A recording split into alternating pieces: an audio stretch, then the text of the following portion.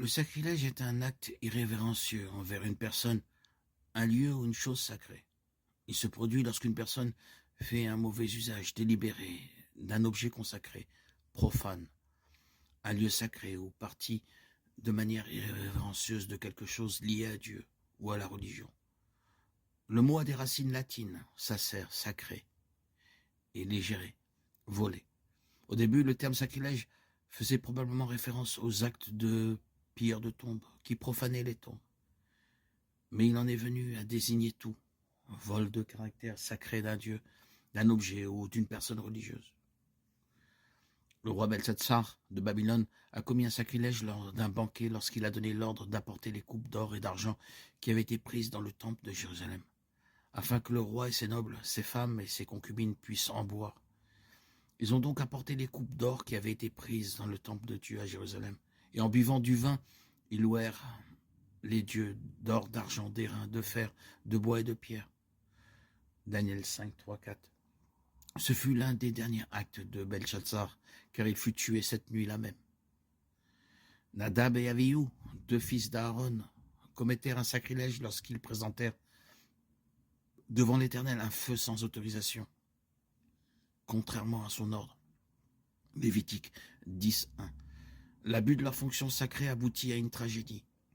Le feu sortit de devant la face de l'Éternel et les consuma, et ils moururent devant l'Éternel. De toute évidence, Dieu considère le sacrilège comme une offense grave. Le tabernacle et plus tard le temple dans l'Ancien Testament étaient le lieu où Dieu rencontrait son peuple. Le bâtiment et tout ce qu'il contenait, comme l'arche de l'Alliance, étaient aspergés du sang d'un sacrifice saint et donc mis à part pour Dieu. Seuls les prêtres, qui étaient également consacrés à l'Éternel pour le service, étaient autorisés à entrer dans le tabernacle. Dieu frappait à mort quiconque violait le tabernacle ou profanait les objets sacrés. Nombre 16, 1, 40, 2 Samuel 6, 6, 7.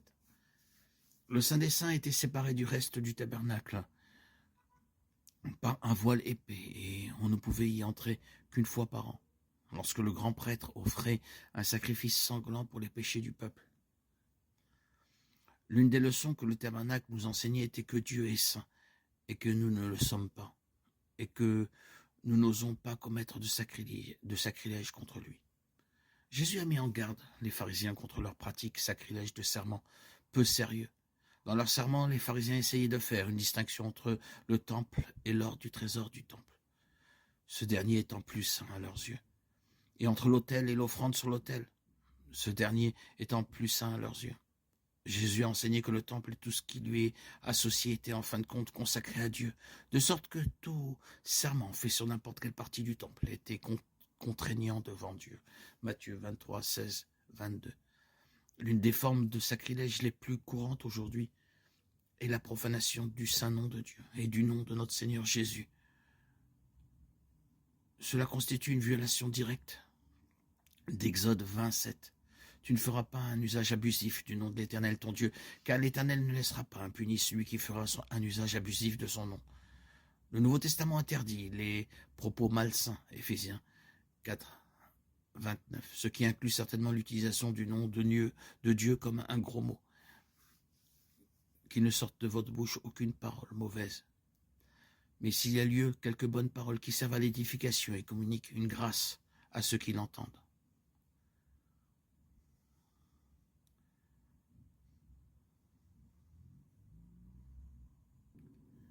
Bien que certaines églises d'aujourd'hui comptent des saints et des éléments saints, il n'y a aucune raison biblique d'élever une personne, un lieu, un objet comme étant plus sacré qu'une autre. Tous les croyants, et pas seulement quelques-uns, sont en train d'être édifiés pour former une maison spirituelle, un saint sacerdoce, afin d'offrir des victimes spirituelles agréables à Dieu par Jésus-Christ. 1 Pierre 2, 5. Le temple de l'Ancien Testament a disparu et maintenant nous sommes l'édifice de Dieu. 1 Corinthiens 3, 9. Paul demande aux croyants, ne savez-vous pas que vous êtes le temple de Dieu et que l'Esprit de Dieu habite au milieu de vous? Si quelqu'un peint aujourd'hui des blasphèmes sur le côté d'un bâtiment d'église, c'est effectivement un acte de sacrilège, mais pas parce que le bois et la pierre du bâtiment sont saints. L'intention du blasphémateur est de manquer de respect à Dieu, et il dirige son action contre une représentation accessible et tangible de Dieu dans son esprit. C'est cette intention qui rend le vandalisme sacrilège. Et Dieu voit les cœurs. Même les systèmes religieux peuvent promouvoir le sacrilège s'ils volent la sainteté de Dieu et l'appliquent à des personnes ou à des choses. Les églises qui canonisent des personnages bibliques ou historiques, prient des saints, ordonnent l'adoration d'icônes ou de reliques, ou encouragent la révérence envers des objets physiques, sont coupables de sacrilège.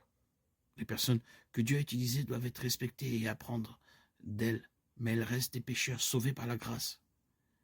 Des objets physiques peuvent avoir une signification historique ou une signification en tant que symbole religieux, mais on ne doit jamais s'agenouiller devant eux, prier devant eux, ou les rechercher comme moyen d'obtenir la grâce.